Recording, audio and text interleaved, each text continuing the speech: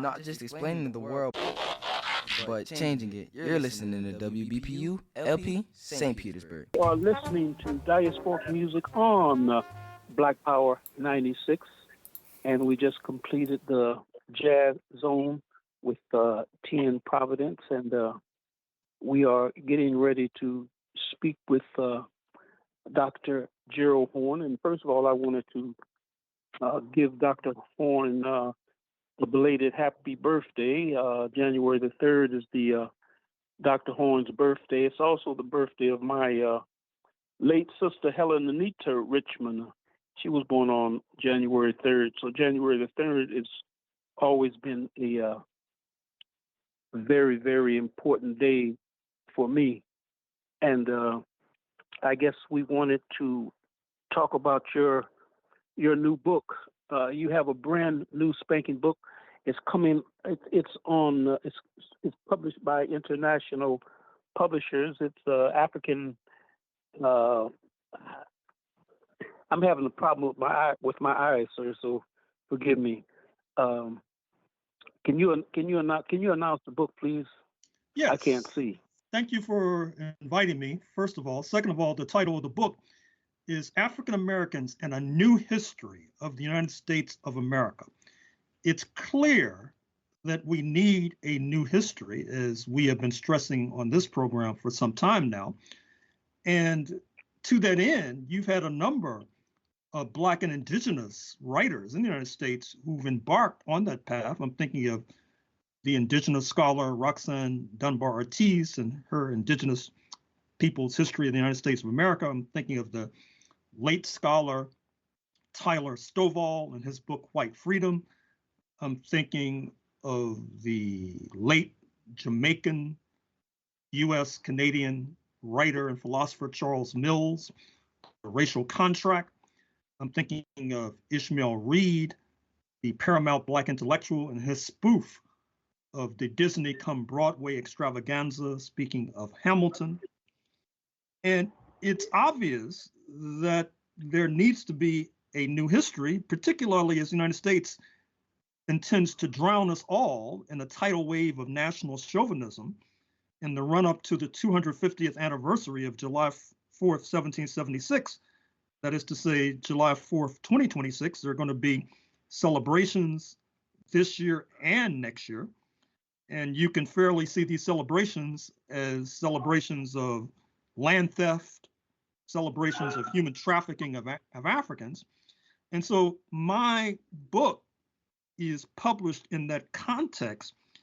And I would particularly urge our Canadian friends to examine the aforementioned books and this new book by myself, because the line in Canada that tends to support the liberal fantasy that the revolt against British rule was a great leap forward for humanity.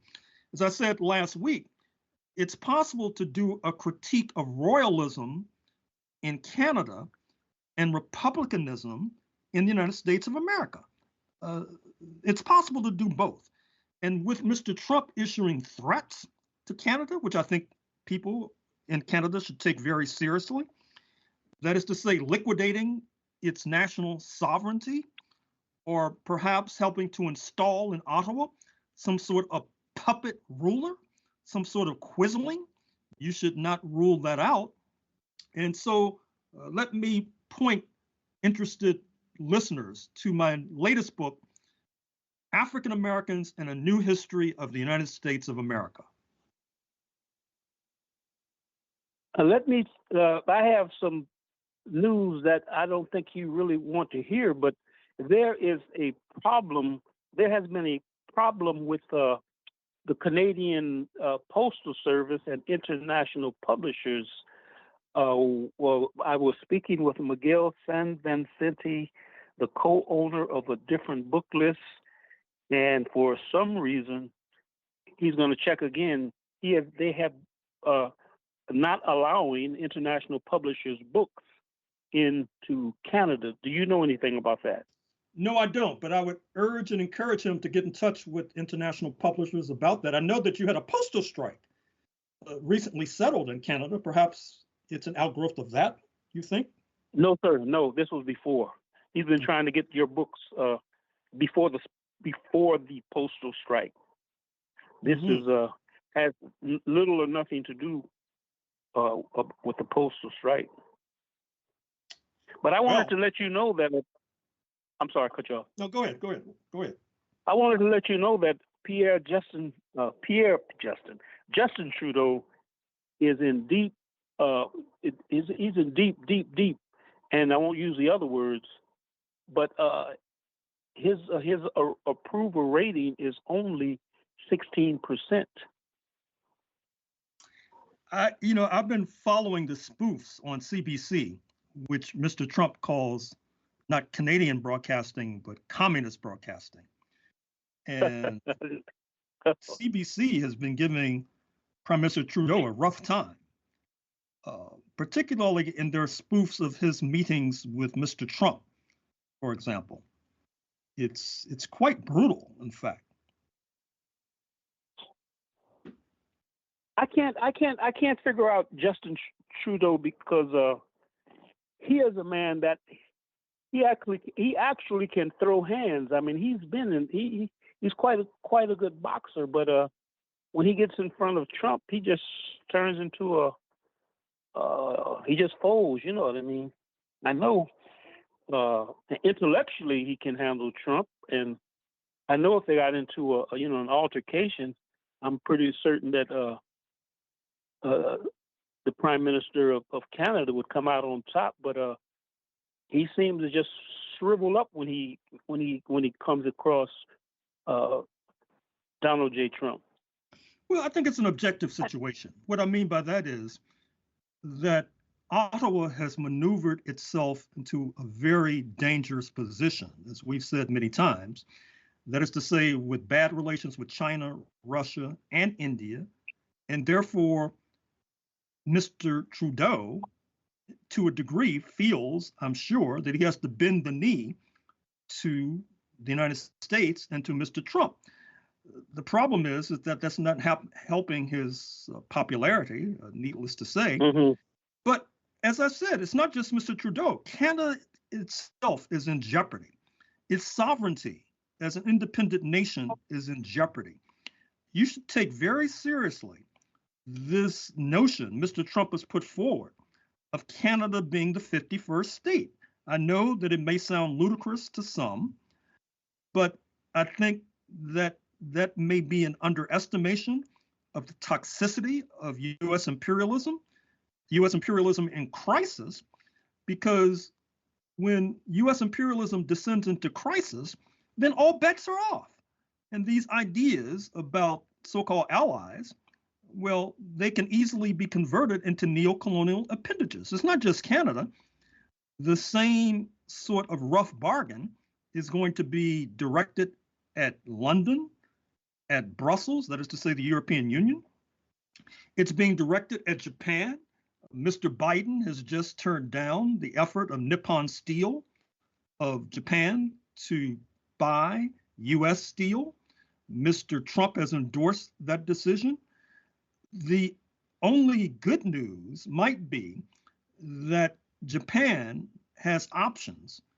And one of the possible game-changing options Japan may pursue is an entente with the People's Republic of China. In fact, that's the option that many nations will be pursuing. Sir Keir Starmer, the Prime Minister of Britain, will be heading to Beijing in a few weeks to try to cut his own deal with China. So I think that this burst of jingoism from Washington and from Mr. Trump is going to backfire spectacularly. But sad to say, one of the many defects that we have south of the border in the United States is that you don't have that many forces who are keeping up with global events and are able to make a cogent analysis of U.S. imperialism. And that gives the imperialists quite a bit of leeway, quite a bit of latitude in terms of imposing their diktat on the rest of the world, including, I'm afraid to say, Canada. Yeah, I think that we are spending too much time worrying about the debate between who created hip hop, FBA or others. I see that as all over social media. That's coming from a lot of elements which I tend to. Well, I do agree with you. I think we have. I don't think I know we have bigger fish to fry than that. I think we do. And speaking of bigger fish to fry, one of the more intriguing events that took place since the last time we spoke occurred on January 1st in New Orleans, where a Black American was accused, or has been accused, I should say, because after the killing of about 15 people on Bourbon Street in New Orleans, it is said that he died in a shootout. And he has been accused of being in sympathy, minimally, with the so-called Islamic State, that is to say, ISIS. Now, this led to a kind of split screen with regard to one's watching of television, because on one side of the screen, there is the now deceased accused dying on the streets, dying on Bourbon Street in New Orleans in the French Quarter, being denounced and denigrated because of his alleged association with ISIS. On the other side of the screen are scenes from Damascus, Syria, where rebranded ISIS, rebranded Al-Qaeda, has just seized power under the leadership of Mr. al-Jilani or al-Shara, depending on what surname you want to use. Interestingly enough, the German foreign minister, Annalena Baerbock, a Green Party leader, was just in Damascus. You might have seen the video when Mr. al-Jilani refused to shake hands with her, I guess because she's a woman, although he was sufficiently chivalrous to be photographed beside her, sitting about 3 or 4 feet from her. Apparently, he did not mandate that she cover her hair. I'm sure his comrades may want to have a word with him about that. Yep. But in any case, rebranded Al-Qaeda, rebranded ISIS is being celebrated on one side of the screen because of the dislodging of Mr. al-Assad in Syria. And on the other side of the screen, the Black American, who, by the way, lived in Houston. In fact, he went to the University of Houston, is being denounced because of this so-called Bourbon Street massacre. And it's apparent that U.S. imperialism is trying to ride two horses going in different directions at the same time. Being hostile to religious zealotry at home in the United States, particularly of the Islamic variety, so-called, but being supposedly celebratory of that same phenomenon in West Asia. But I dare say that there will be second and third thoughts about what's happening in Syria.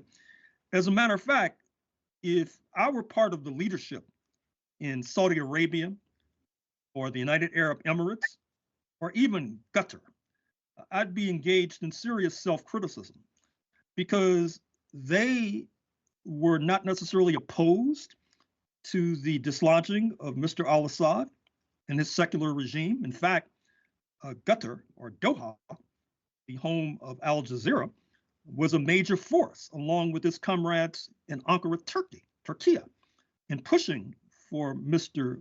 al-Assad to be ousted. To be fair, Saudi Arabia and the Gulf monarchs, towards the end of Mr. al-Assad's reign, began making overtures to him, but this is after years of backing his ouster. And so now the Gulf monarchs are faced with a very difficult question, a very difficult problem, because they know that these zealots do not have much respect for these monarchies. They would like to see these monarchies ousted altogether. And so you have to wonder, what were these monarchs and monarchies thinking when they were pushing for the ouster of Mr. al-Assad. And likewise, with regard to the North Atlantic countries, led by the United States of America, I dare say that they will also rue the day that they pushed for the ouster of Mr. al-Assad, because if you look at the history of the North Atlantic countries' relations with religious zealotry, it has not worked out very well. Look at Afghanistan, for example, where the U.S. in particular, under the now sainted Jimmy Carter, in 1978 began an illicit relationship with these zealots, who then repaid the favor on September 11, 2001, by being involved in the bombing of New York and Washington, leading to the deaths of thousands, and then ousting the United States ignominiously in August 2021, a major blow to the Biden presidency. And of course, since coming to power in August 2021, rather predictably, there has been a tidal wave of male supremacy and male chauvinism, which raises another question. I don't think some of our feminist friends and friends involved in the women's equality movement in this country, and perhaps in North America generally, have been sufficiently vigorous in opposing this religious zealotry, which, as noted by Mr. al-Jilani, Mr. al-Shara, whatever name you choose to use, he wouldn't even shake the hand of the German foreign minister because she's a woman. I mean, it's where is the outrage? Where is the opposition? Where is the denunciation? I'm not laughing. I'm not laughing at that. That is it's not funny, but as they say, good point. But I had another question. But you were talking about the gentleman from Houston, Texas.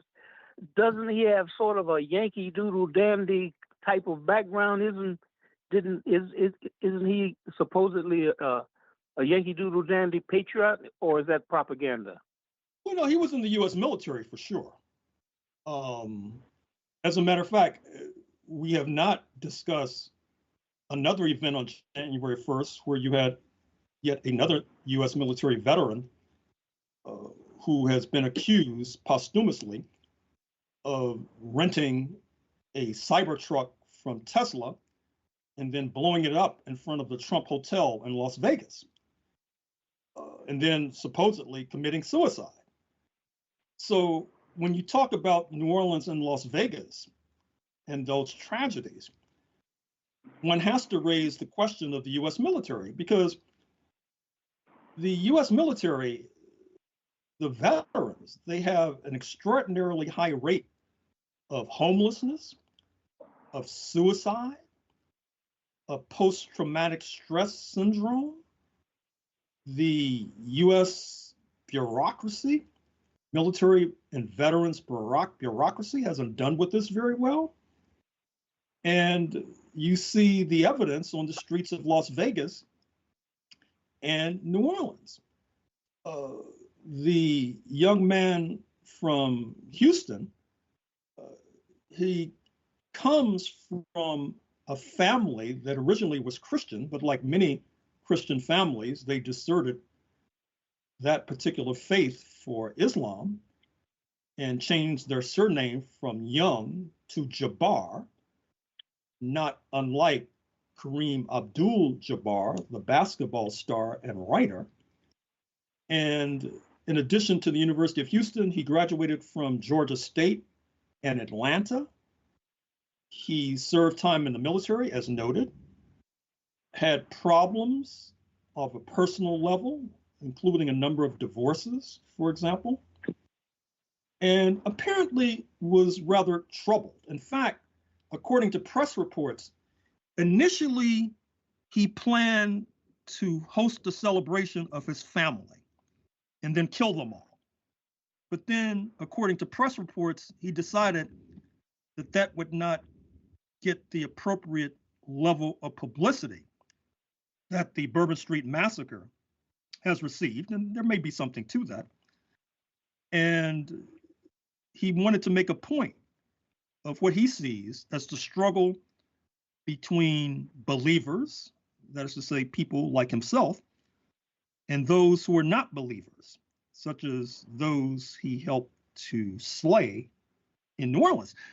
Of course, you may well ask the question, well, how did he know that the people he killed were not believers?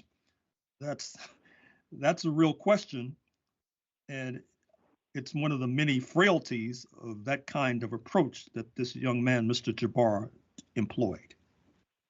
Right.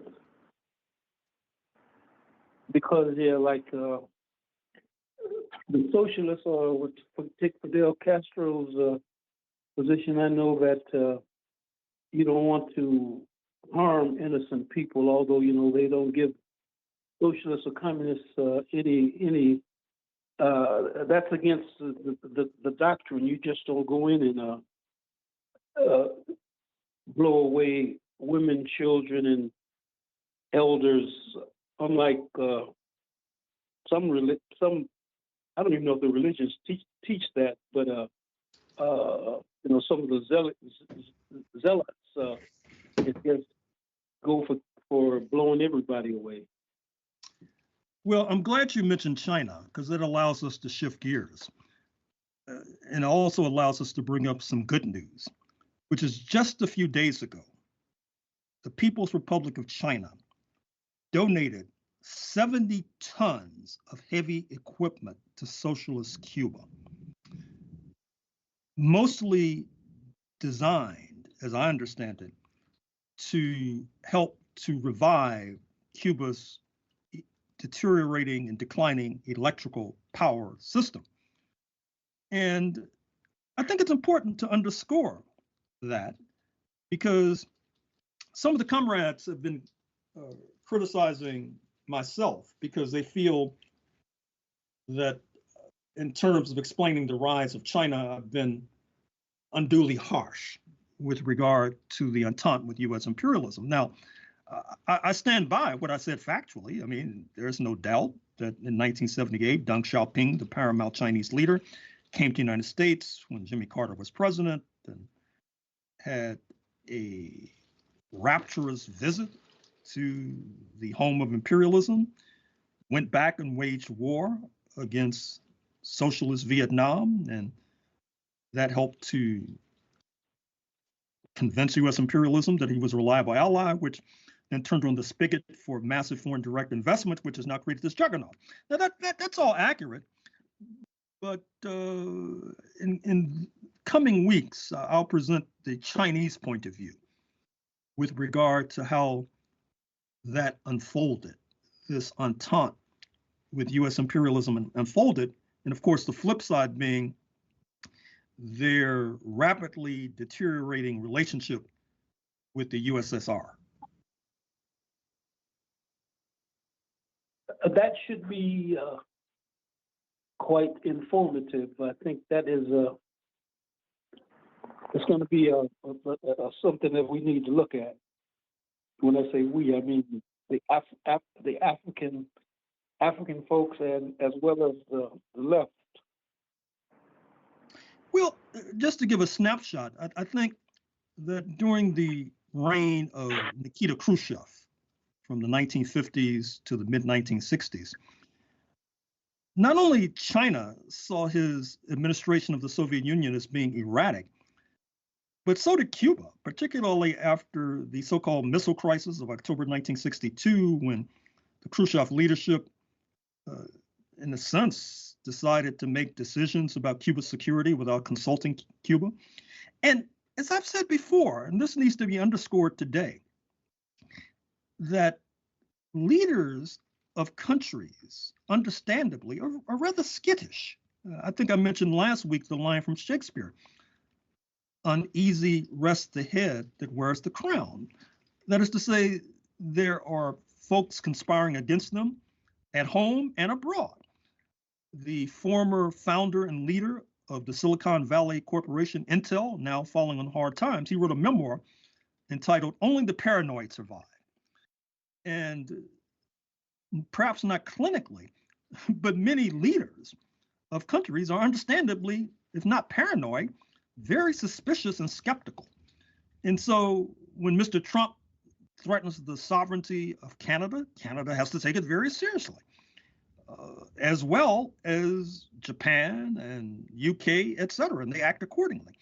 And so when Mr. Khrushchev acts in an erratic fashion, the Chinese get nervous, particularly in light of the events in Hungary in 1956 when you had a Soviet intervention. Now, I'm not criticizing that intervention, but I am noting its possible impact on the leadership in China, this idea that was floated that in terms of the community of socialist nations, that if one of those nations was seemingly going astray, that Moscow had a right, if not an obligation, to intervene, and ditto for Czechoslovakia in 1968. And then there was a Soviet intervention then, for those who might have forgotten.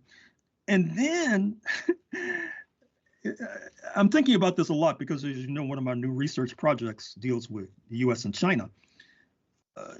In the early 1970s, you had a Chinese leader, perhaps second or third to Mao Zedong, Lin Biao, who died Yes, in sir. a suspicious airplane crash as he supposedly was trying to escape to Moscow. And if you look at the minutes of the meetings between Henry Kissinger and Mao, when you have the breakthrough in the early 1970s, Henry Kissinger, he's like Iago and Othello, pouring poison into the ear of Mao about these supposedly diabolical Soviets and their relationship to Lin Biao, for example. So it's a very complicated question. And as I said, some of the comrades have been critical of myself. And so what I've been saying for the last few minutes, in a sense, is meant to assuage them. So let me ask you this before we run out of time. In terms of the Soviet Union and the U.S. Communist Party, there was a time when they took a position that the African in America, it was a position, they took a position that Africans had the right to self-determination, in even talked about a black belt theory. And then they, I think under Khrushchev, I believe they basically dropped that position. And am I correct in saying that? Well, I wouldn't say that Khrushchev had anything to do with it. As a matter of fact, if you look at my book, Armed Struggle, recently published, you'll find references to the Black American architect of the dropping of the Black Belt thesis, speaking of James Jackson, with roots in Dixie, in Virginia. And of course, as I talk about in that book, James Jackson and myself crossed swords on more than one occasion. But I thought the direction in which you were heading is something that somebody needs to write about. I've only mentioned it in passing in my biography of the Black communist leader, William Patterson, born in San Francisco circa 1890, passing away in New York circa 1980. And he was designated to go to China to try to mediate between Moscow and the People's Republic of China, which is extraordinary that a Black American was chosen for such a weighty mission, for example. Somebody needs to write more about that than I did in my biography of Patterson. But it also underscores the appreciation for Patterson and the respect for Patterson in the international movement, the fact that he could be welcomed in both Moscow and Beijing, for example. This is quite remarkable. It's quite extraordinary. And once again, I don't want to cut you, but Mr. Patterson also had ties to St. Vincent and the Grenadines. Yes, his father was from there. Yes. But it's the kind of fact that I'm afraid to say is not very well known, which you should not see as accidental or coincidental. William Patterson was the one, what I'm trying to say in terms of we charge genocide. That was him, Paul Robeson Du Bois, and Carlotta Boss. It was a whole bunch of people. I have the document we charged genocide. Mr. Patterson was he was a prime mover, or was he a prime mover or the prime mover of that document? Oh, you could use both. And it was an extraordinary figure. I mean, I knew Patterson when I was in New York. He was in New York. I actually visited him at his Harlem residence. I knew his spouse, Louise Patterson, and visited her in a nursing home right before she passed away. In fact, when I went to see Louise Patterson right before she passed away, it was rather sad because she was in a nursing home. I don't think she recognized me.